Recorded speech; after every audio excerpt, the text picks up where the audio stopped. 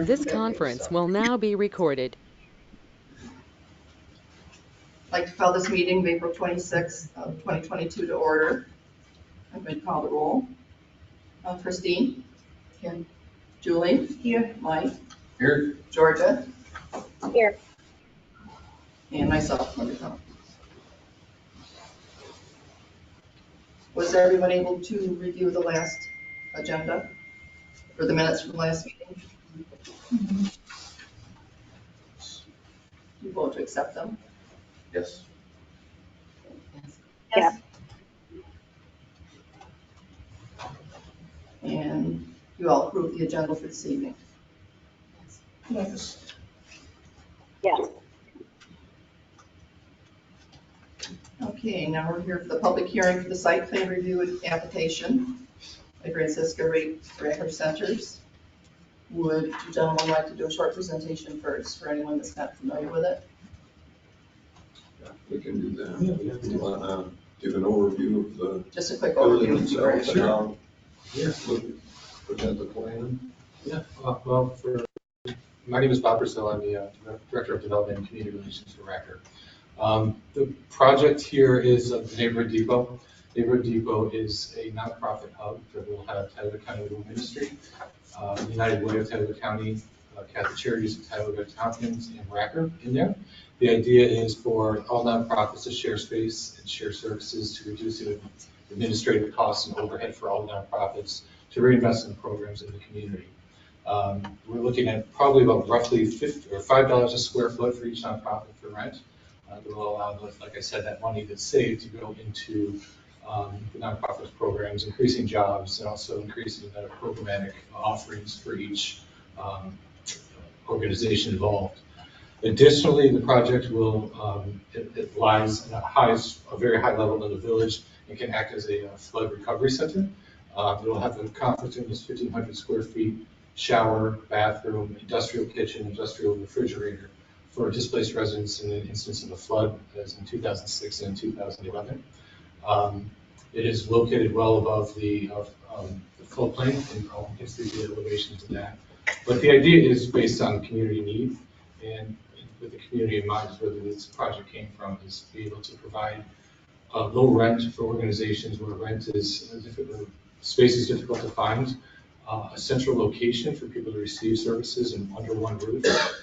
Due to the lack of transportation in Tioga County, this makes it a prime spot for people that need to get services from multiple organizations in one spot. So we're really trying to reach the underserved and vulnerable populations in the village of Owego and the county as a whole as well. And we can speak to the design. This is our architect, Amazing. Thank you.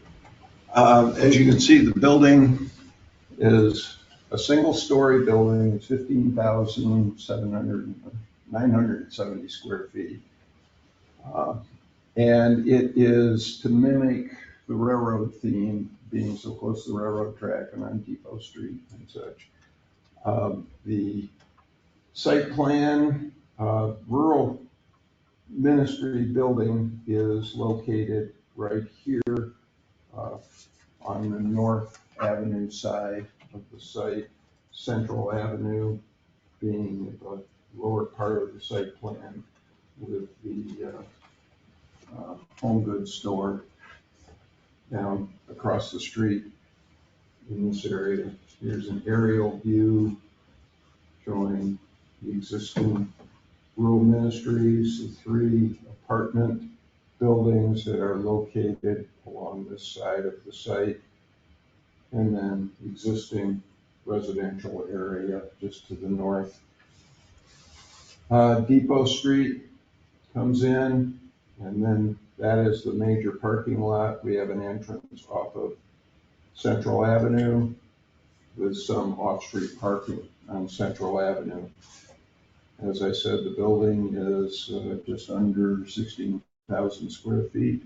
It will be slab on grade, pitched roof. We anticipate shingles for the roof, so it stays in a more railroad type theme as opposed to a metal roof. It is above the floodplain. The base flood elevation for the village is 813 feet. The finished floor is proposed to be at 820 feet above sea level. So that will be 7 feet above the base flood elevation of the village. This flood map, on the website, the flood map got cut off. This brown area does extend into the site. That is the 500-year floodplain. The blue area does come up around and over in this area, but the building itself is above the 100-year floodplain. Julie was kind enough to share an inundation map that showed the flood elevation. I believe that was the 2011 flood. And the site, this area of the village was high and dry. If you have any questions, I'd be glad to answer those. Is it energy independent with generators if there's a huge Yep. outage? There will be a generator that will provide for all of the facilities, heat, cooling, refrigeration, lights, of course, internet. So yes. there So will if be a- something happened like happened last week, that people Yes. use as a warming center. Exactly. Yes, And that'll just hook up to the gas service of the village? yes. Yeah, so my name is Dan Brown, I'm the executive director, and the Bob said it is an emergency shelter. He referred, primarily to flooding, because that's unfortunately the biggest issue there. But the stuff that happened last week, right, where people were out of power for a long time, could absolutely be available for that. So,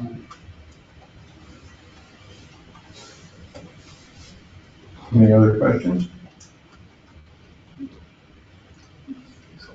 Thank you.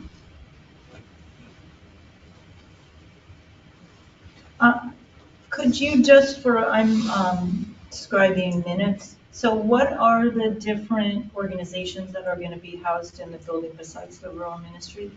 So the Rural Ministry, Racker, Um, which would be Tioga County United Way, and Catholic Charities at Tompkins too. Thank you. You're welcome.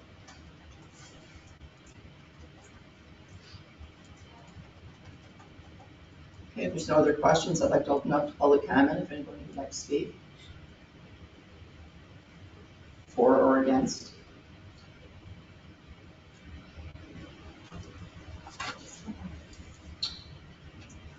It will be a huge benefit to Tioga County Rural Ministry and really to the whole village, because a lot of the people that we're already on the land, we at Tioga County Rural Ministry, I'm Sister Mary O'Brien, Executive Director, and a lot of the people who come to our services walk.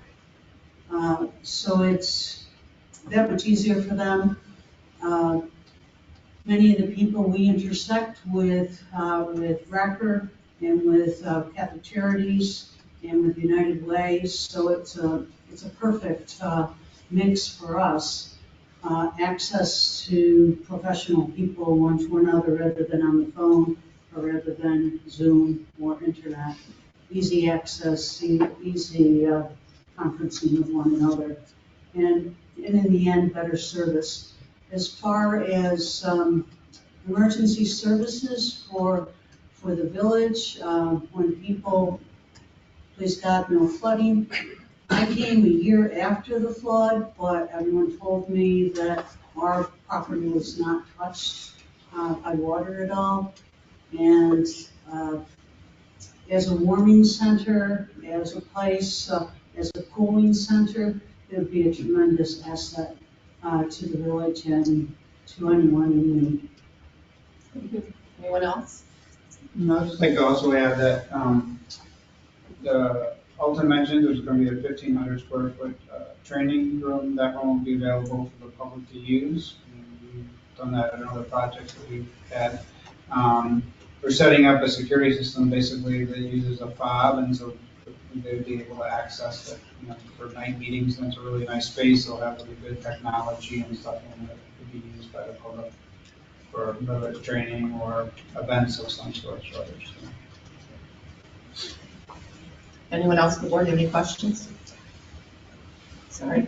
I'm Rusty Fuller, a village resident. I just have a couple of quick questions. How far down will your property go towards Fox Street? And the existing houses are there? I'm interested to know what houses are coming down and how far that's going to go. Fox Street is approximately here. This is the video store, the laundromat. So these commercial buildings along Fox Street will remain. Mhm. So there are 3 residential buildings here that have been converted into multi-unit apartments. So that's where the property ends, is where that fence is separating those residential units from the commercial spaces. So all of those houses or whatever, those various things there, they're going to go and just left will be the Video King and the plaza there. Yes. Okay.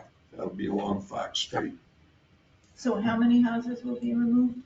There are 3 original residential buildings that have been converted, I think, into 9 apartment units. And those will be removed. And then the rural ministry building will remain functioning until such time as this building is complete and they can move their services into the new facility, at which time the existing rural ministry building will be removed and the site completed with the parking. I might also mention that upon walking down North Avenue, the elevation, as you know, drops for the street, and there's that retaining wall along there. Some of these concrete stairs are pretty well deteriorated. They will be removed, and the retaining wall will be infilled, and the slope will be infilled where the stairs were, so that that will be a nice appearing slope there with vegetation. And due to the fact that at this point, the difference in elevation is very slight, you can see the building from here. We are going to add a little walkway from North Street sidewalk up to this point, so pedestrians can come off of North Street and access the building as well. Alton would be correct. I'm not sure if we answered his question as directly, but I believe the footprint for the new building will be farther away from the commercial properties. Yeah, I can kind of see that. I can see that on the thing. I just wasn't sure if any of those houses, the 2 or 3 and the couple on North Avenue are going to remain. Those are all going to go and just the commercial is going to remain. I do have another question.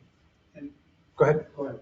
I was going to say on the houses, go ahead. Don't finish the houses first. So in the houses that are there now, there are only 3 tenants, and they'll be out in the not too distant future. And Todd, do you want to talk a little bit about what we put in the original proposal about that? Yeah, we're paying for first and last night's rent for anybody that's been displaced by that, along with moving expenses. Along with what? Moving expenses. Okay. We're trying to take care of, make sure that they're provided for in that, booting and parking.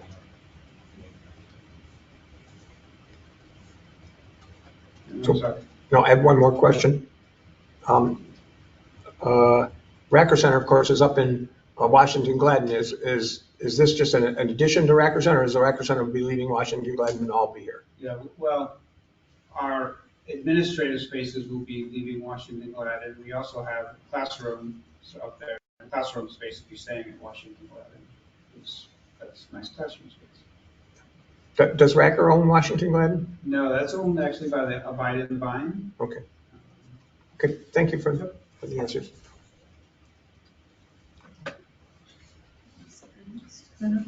Okay, now, I'm sorry. Okay, now we're going to address the seeker. The applicants have already completed part 1, we're doing part 2. Will the proposed action create a material conflict with adopted land use, planning, or regulations?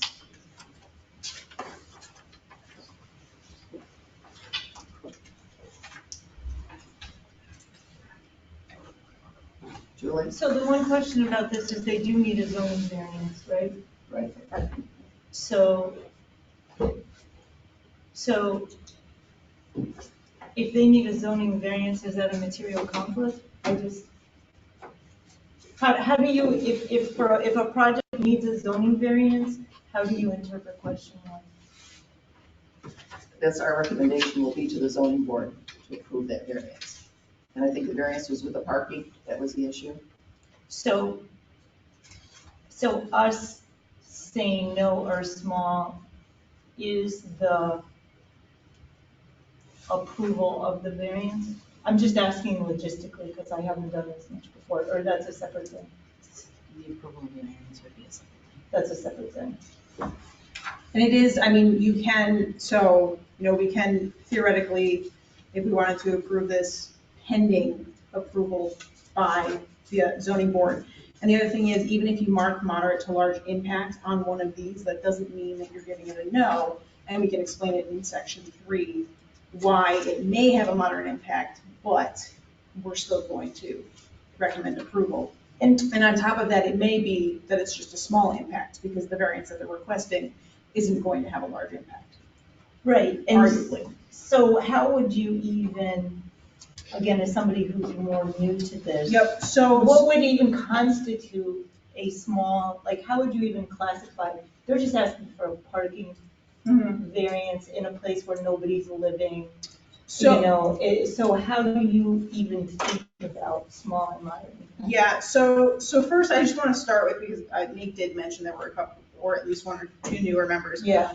We do have a standing resolution, so normally for seeker, we would first appoint lead agency. Planning board and zoning board, anytime both are involved, the village has a standing resolution that automatically appoints planning board for anything involving the two. So we're automatically lead agency, so we don't have to do that. Normally we would.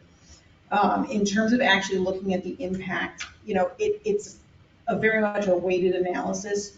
So generally speaking, when we see a larger impact, it tends to be with like very, very large projects that are going to conflict with zoning or with the land use plan for the village. So, it's kind of an analysis, but when we see that, it's usually for like, if there's, something that's going to be going into place, like a super Walmart as an example, something like that, that's going to be a huge impact.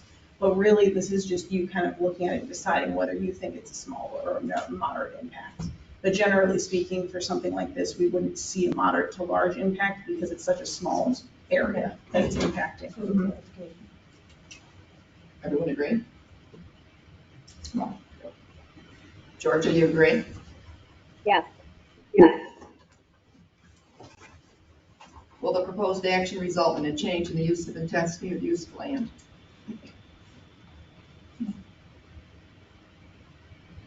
Somebody agree? No? You agree, George? I agree with you. Will the proposed action impair the character or quality of the existing community? No. No. Will the proposed action have an impact on the environmental characteristics that cause the establishment of a critical area? No. Will the proposed action result in an adverse change in the existing level of traffic or affect the existing infrastructure for mass transit, biking, or walkway?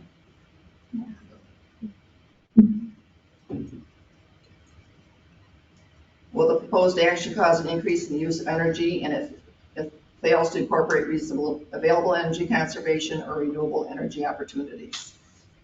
No. Will the proposed action impact existing public or private water supplies? Public or private wastewater treatment utilities? No. Will the proposed action impair the character or quality of important historic, archaeological, architectural, or aesthetic resources? No. Will the proposed action result in an adverse change to natural resources, for example, wetlands, water bodies, groundwater, air quality, flora and fauna? No. Will the action result in increase the potential for erosion, flooding, or damage, or drainage problems? No. Will the proposed action create a hazard to environmental resources or human health? No.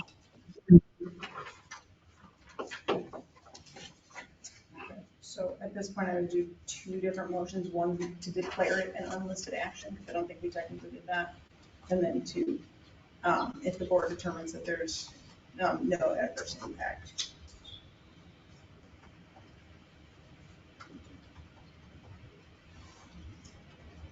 So first vote will be on the declared initial action. Yeah, so the first one is going to be to declare this an unlisted action under seeker for seeker review purposes. Unlisted action under seeker. An unlisted action means it had no adverse. So there's no, so seeker review, there's type 1, type 2, and then unlisted. Type 1 requires a very long form analysis, much longer than this one, because it's more likely to have an adverse impact on the environment. Type 2 is there is no adverse impact automatically, so you don't have to do the seeker review. And then unlisted actions are somewhere in between, basically, and require the short form that we just did. Got it. So we have to move. Yes, so it's a motion to declare it an unlisted action under seeker. Okay, so I move that this be declared an unlisted action under seeker. I'll second.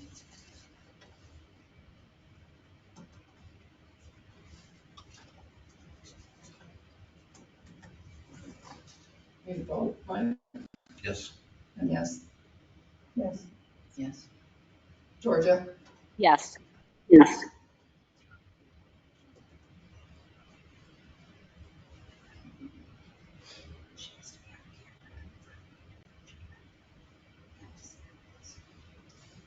Really? Wasn't it last time?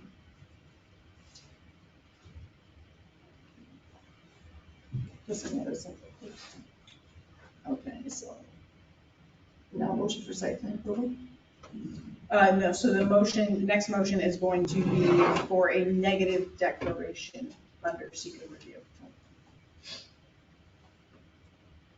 Can I make a motion? I'll make that motion. Second? I'll second. Mike? Yes. I'm yes. Yes. Yes. Georgia? I'm a yes. I'm a yes.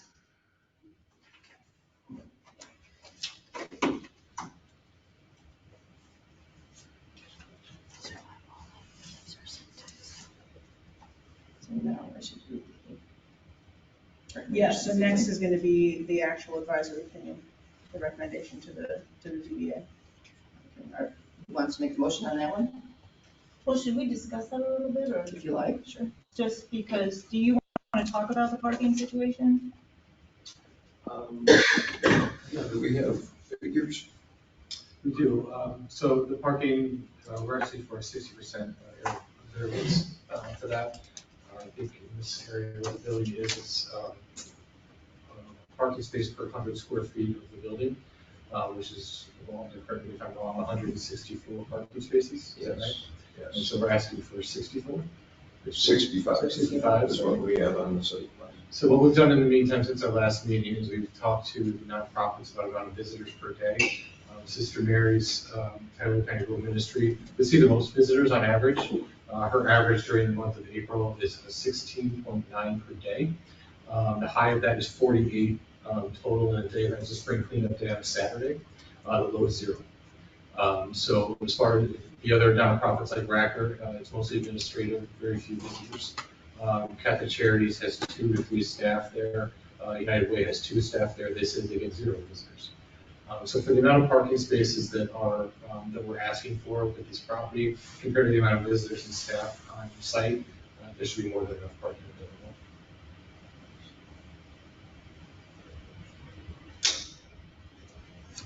And does Catholic Charities, just so I have this right, so you said Racker has 2 people, United Way has 2 people. United Way has 2, Racker, Racker, we have a little vary from 9 to 15. Those are 18, 18. 9 to 18 per day.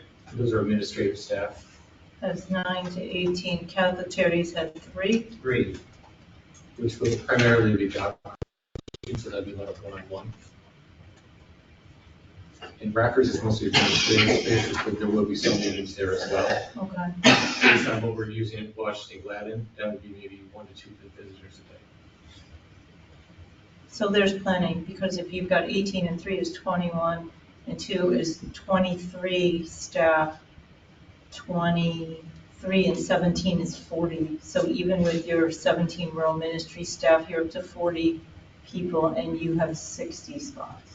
65 spots. 65, and just so we're clear on, like, Sister Mary, she would be more clear than I can on this, but that's 17 visitors in a day. They're not Over the there course all of a day, correct, yeah, yep, gotcha. And the vast majority for Sister Mary's organization on weekends when there's nobody on site, would be on site. But about 23 spots would be stationary with staff throughout the day. So you're losing about a third of the 60 that you're asking us to reduce it to. Nice way to put it, Chris. And correct me if I'm wrong, but some of the Racker staff comes and goes during the day, For sure. so they're not there all day long. Especially, dealing with the pandemic and people working, that those numbers are probably on the high side.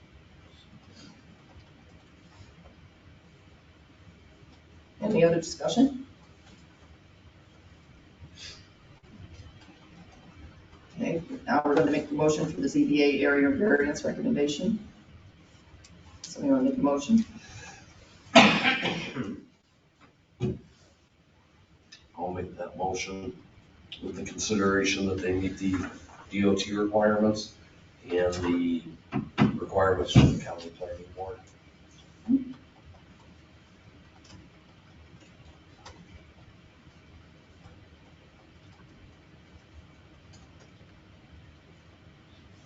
Those are parking requirements or other traffic requirements? Those are other requirements. Okay.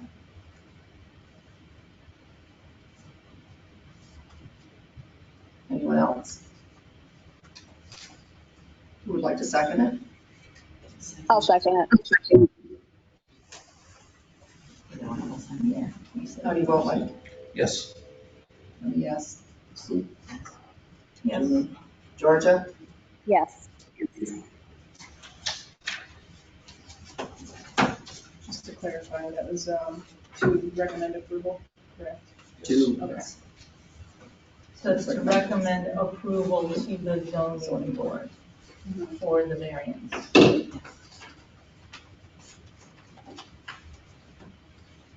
Does anybody have anything else to bring up for the sake of committee? For the committee? Any other public comment this time? Thank you.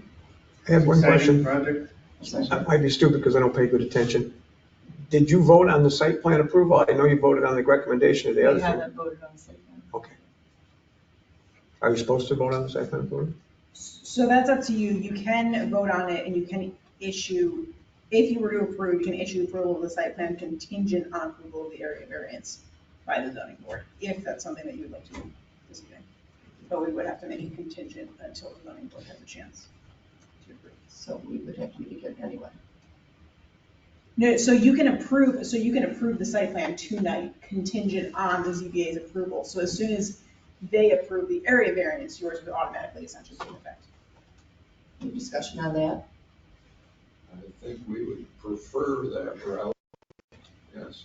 And one of the main reasons, I mean, I want good process to happen, I don't want anybody in the community to feel bad, but there's a $3 million grant that where we need to submit as soon as possible, ideally this Friday. So if you guys can do it contingent upon the ZBA approving, that would be awesome. And that would allow us, assuming the ZBA follows through on, and they don't have a problem tomorrow, to submit for our grant on Friday. Does everybody feel that? Okay. So just to clarify, it's going to be a motion to approve the site plan contingent on approval of the area variance by the zoning board. Somebody make the motion? I'll make that motion. Second?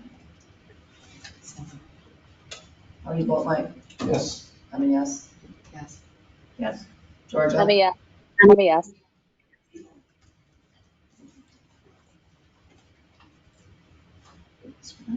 Yep, I don't have any other motions. I have a motion to close the meeting. I might as well do that too. Yeah. Yes. Meeting's closed. Thanks, everybody. Thank you very We're much. super excited about this. Christine, you seconded the closed meeting. Oh, yeah, no, of course, absolutely. Yeah, it's. It's a fun project. Very exciting.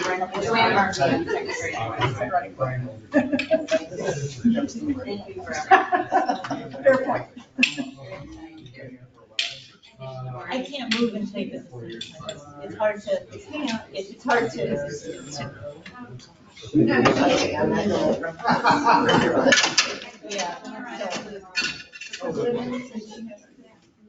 She's supposed to be on camera. Yeah, so that we can oh, she's the camera. Yes, That's right. in this instance, because we had a quorum. It's raining now. But it, yeah, Is that off? it's so that we have visual. Is it still Is recording? the recording off? It's still recording. Do you want to, you can end it. I don't know how to do it.